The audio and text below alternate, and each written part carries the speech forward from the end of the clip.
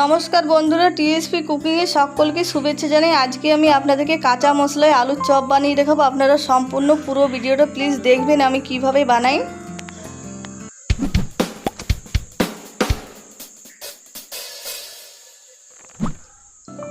আর chop বানানোর জন্য আমি এখানে দেখুন আলু নিয়েছি, আলুটা ধুয়ে পরিষ্কার করে নিয়েছি। এবারে আলুটা সেদ্ধ করে নেব। সেদ্ধ করার জন্য আমি কুকারের মধ্যে আলুটা দিয়ে দিচ্ছি।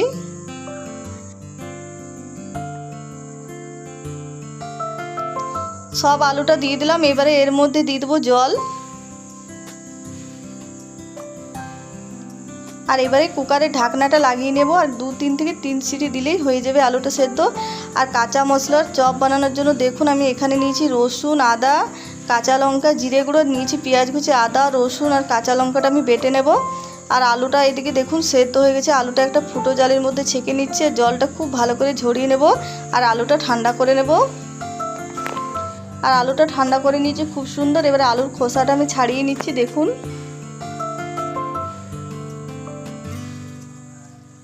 একে একে সব আলুর খোসা ছাড়িয়ে নেব।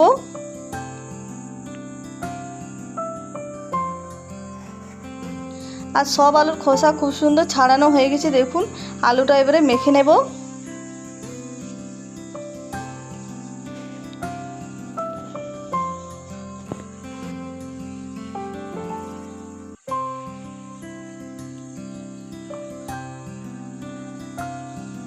আর আলুটা সব মেখে নিয়েছি। এবারে এর মধ্যে দিয়ে দিচ্ছি জিরে গুঁড়ো।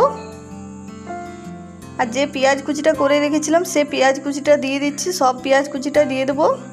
দিয়ে দিচ্ছি রসুন বাটা। আর দিয়ে দিচ্ছি আদা, কাঁচা লঙ্কা বাটা। আর এবারে দিয়ে দিচ্ছি এর মধ্যে পরিমাণ মতো নুন। দিয়ে দিচ্ছি 2 চামচ মতো কাঁচা সরষের তেল। আর এবারে একসঙ্গে খুব ভালো করে মেখে নেব সব কিছু।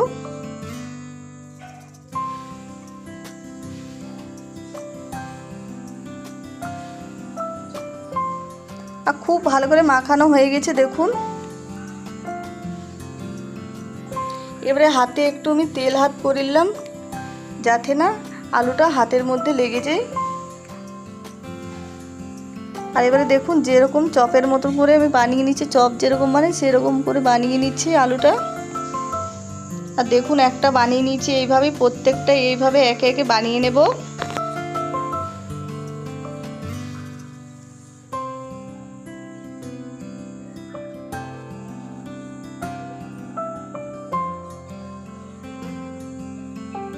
আর অনেকগুলো বানিয়েছি দেখুন।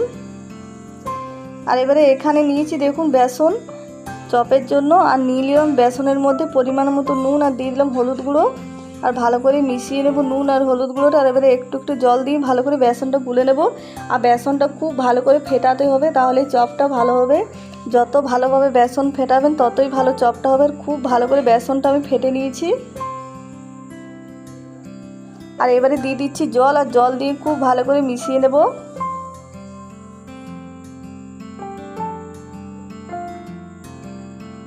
আর চপের জন্য দেখুন এইরকম বেসনের ব্যাটার রেখেছি আমি। আর এবারে চপটা ভেজে নেব। তার জন্য কড়াই দিয়ে দিচ্ছি সরষের তেল। আপনারা চাইলে সাদা তেলও ভাজতে পারেন, কিন্তু সরষের তেলে চপ ভেজে খেলে দারুণ লাগে। আর এবারে চপটা আমি ভেজে নেব।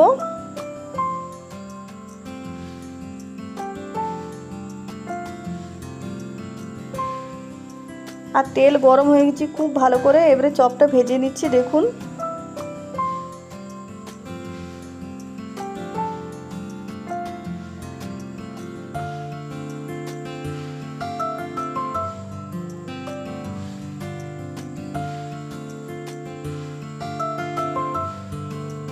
কিছুক্ষণ পর উল্টে দিচ্ছি, এক সাইডটা ভাজা হয়ে গেছে।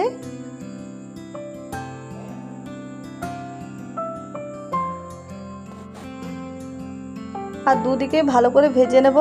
আর দেখুন চপটা ভাজা হয়ে গেছে। এবার আমি তুলে নিচ্ছি।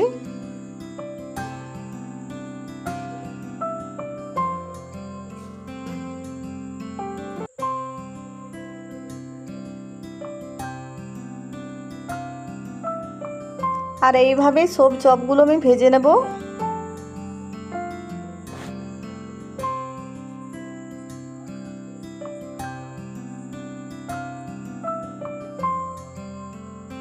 আর ভাজার পরে একটা পাত্রের মধ্যে আমি ঢেলে নিচ্ছি। আর এইভাবেই একে একে সব চপ ভেজে নেব। ভাজা মশলার চপ তো খেয়েছেন, একবার এরকম কাঁচা মশলার চপ খেয়ে দেখবেন বন্ধুরা, খেতে দারুণ লাগে ভাজা মশলার থেকেও। আর যারা খেয়েছেন তারা তো অবশ্যই জানবেন যে খেতে কত ভালো লাগে। আর যারা খাননি তারা অবশ্যই বানিয়ে খাবেন, খেতে দারুণ লাগে। এটা মুড়ির সঙ্গে কিংবা চায়ের সঙ্গে খেতে পারেন, দারুণ টেস্ট লাগে। গরম গরম তো অসম্ভব সুন্দর লাগে খেতে। আর আজকের ভিডিওটা পছন্দ হলে প্লিজ লাইক শেয়ার কমেন্ট করবেন, আমার চ্যানেলটা সাবস্ক্রাইব করবেন। আর যারা সাবস্ক্রাইব করেছেন তাদেরকে অনেক ধন্যবাদ। আর যারা নতুন দেখছেন তারা প্লিজ সাবস্ক্রাইব করে নেবেন, পাশে থাকবেন।